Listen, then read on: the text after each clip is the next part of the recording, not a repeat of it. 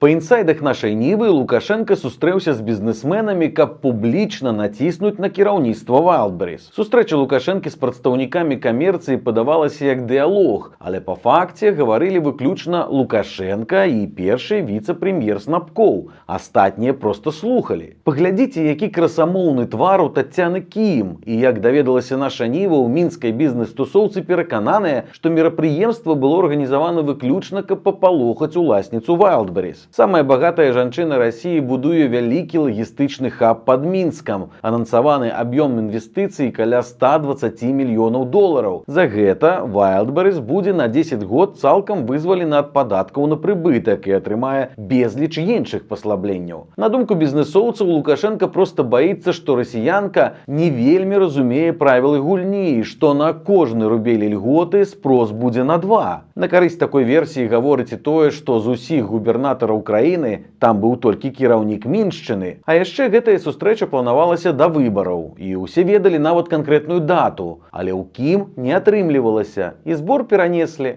А вам як такое шоу? Спадабалася?